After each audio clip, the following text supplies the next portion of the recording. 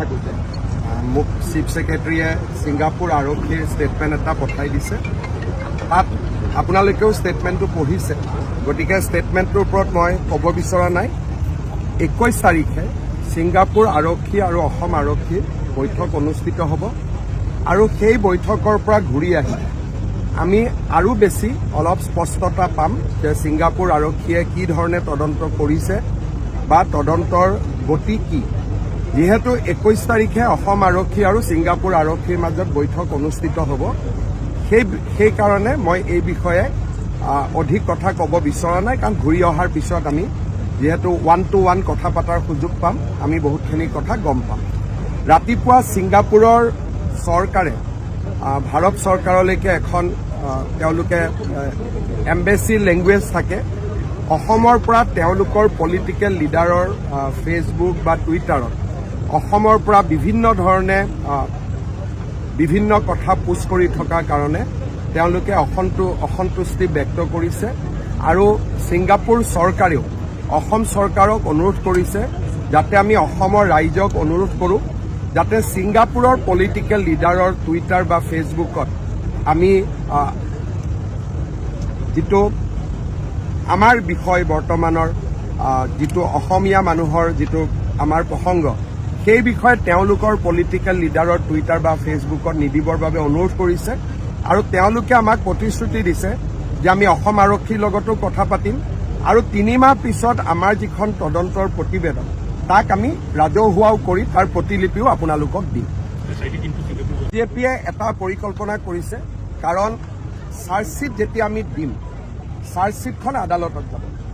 আদালতত ইজনে সিজনে উকিলে সময় লৈ কেতিয়াবা বহু দেৰিলৈকে জাষ্টিছটো দেৰি কৰি দিয়ে। অসমৰ ৰাইজে জাষ্টিছটো সোনকালে বিচাৰিছে, সেইকাৰণে বিজেপিৰ কেম্পেইন হ'ব যাতে ফাষ্ট ট্ৰেক কোৰ্ট গঠন কৰা হয়, স্পেচিয়েল পাব্লিক প্ৰচিকিউটৰ হয় আৰু পানী নসৰাকৈ এখন যাতে চাৰ্জশ্বীট দিব পাৰে। বিজেপিয়ে এটা কেম্পেইন লঞ্চ কৰিব 23 তাৰিখৰ পৰা, ময়ো জুবিন আমিও জুবিন। এই গোটেই কেম্পেইনটো পজিটিভ কেম্পেইন হ'ব। প্ৰত্যেকটো বিজেপিৰ বিধায়ক থকা সমষ্টিত জুবিন গাৰ্গৰ এটা প্ৰতিমূৰ্তি নিৰ্মাণ হ'ব। জুবিন গাৰ্গৰ নামত বিধায়ক থকা প্ৰত্যেকটো সমষ্টিত আৰু ভূপেন হাজৰিকাৰ নামত 2খনকৈ সংগীত বিদ্যালয় হ'ব। এইটো বিজেপিৰ ইনিচিয়েটিভত হ'ব, চৰকাৰে নহয়। তৃতীয়তে বিজেপিৰ সকলো সদস্যই ঘৰত এজুপিকৈ নাহৰ গছ লগাব, এইটো এটা। ঠিক তেনেদৰে আমি এটা 10 পইণ্ট পজিটিভ যিটো আন্দোলন কৰে, নিগেটিভ আন্দোলন আমি সকলোতে দেখা পাওঁ। বিজেপিয়ে 23 তাৰিখৰ পৰা এটা পজিটিভ আন্দোলন, যাৰ হেডলাইনটোৱে হৈছে ময়ো জুবিন আমিও জুবিন, এই শীৰ্ষক এটা আমি কেম্পেইন আৰম্ভ কৰিম। 23, 24, 25, 26, 27, 28 ৰাজপথত বিজেপিৰ সদস্যসকল থাকিব, যোনে ন্যায়ৰ প্ৰক্ৰিয়াক ক্ষিপ্ৰ কৰাৰ দাবী জনাব, কিন্তু সংবিধানৰ মাজেৰে, গণতন্ত্ৰৰ মাজেৰে, ন্যায়ালয়ৰ মাজেৰে। নেক্সট ফেজ আমাৰ কেম্পেইন আৰম্ভ হ'ব ময়ো জুবিন আমিও জুবিন, য'ত নেকি আমি জুবিনৰ আদৰ্শক আগত ৰাখি 10টা সমাজৰ কাৰণে প্ৰয়োজনীয় আমি কাম কৰিম জুবিনৰ সোঁৱৰণত। আৰু it will B A positive campaign. আমি যোৱা এটা মাহত ৰাজ্যখনত যিটো দেখিছোঁ, পষ্টমৰ্টেম ৰিপৰ্ট ভুৱা হৈ যায়, মাটিত কয়েদি সোমাই আছে, মানুহে কয় এয়াৰ কণ্ডিশ্যনত ৰাখিছোঁ। এটা টিভি চেনেলে কয় 10 বছৰ আগত আমি গম পাইছিলোঁ নেকি অমুক বেয়া মানুহ, আমি তেতিয়াহে পঞ্চপাণ্ডৱ কৰিছিলোঁ। আৰে মই 10 বছৰ আগত মই গম পাইছিলোঁ নেকি? গতিকে ইজনৰ ফটো সিজনৰ ফটো ত'ত লগাই তেওঁলোকে কেম্পেইন কৰিলে। তেওঁলোকৰ ফটোটো ওলোৱাৰ লগে লগে তেওঁলোকে কৈ দিলে যে আমি 10 বছৰ আগত কেনেকৈ গম পাম। যদি আপোনালোকে গম নাপায় আমি কেনেকৈ গম পাম? তাৰমানে অসমখন যোৱা 1 মাহত আমি কমপ্লিট নেতিবাচক এটা মাইণ্ডছেট লৈছোঁ। কোনোবাই মাত্ৰ ক'বহে লাগে যে জেলত এয়াৰ কণ্ডিশ্যন, এইটো জেলত এয়াৰ কণ্ডিশ্যন হ'ব পাৰে নেকি?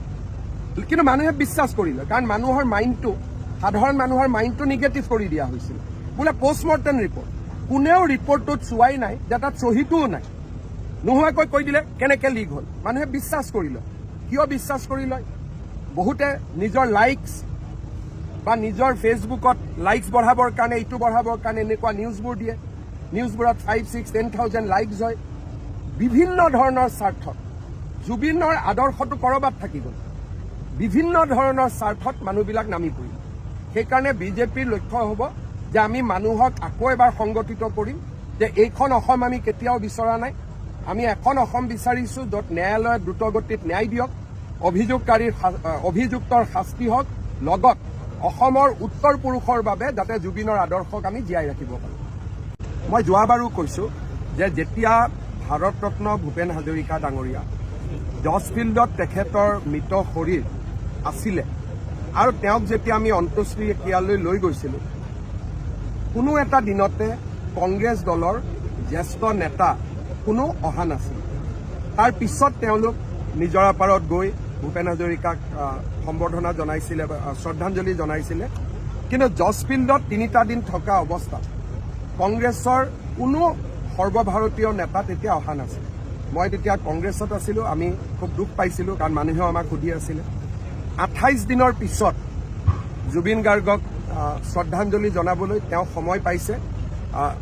যদিও আমি কওঁ যে 28 দিন বহুদিন হ'ল, তথাপিতো মই তেওঁৰ অসম ভ্ৰমণক আদৰণি জনাইছোঁ। দেৰ হওক দুৰুস্ত, দেৰিকৈ হ'লেও তেওঁ আহিছে। গতিকে এই ভ্ৰমণক লৈ মই কোনো ৰাজনৈতিক কথা ক'ব খোজা নাই। যিহেতু আমাৰ প্ৰাণৰ শিল্পীগৰাকীক তেওঁ শ্ৰদ্ধাঞ্জলি জনাবলৈ আহিছে, তেওঁৰ এই অসম ভ্ৰমণক মই আদৰণি জনাইছোঁ।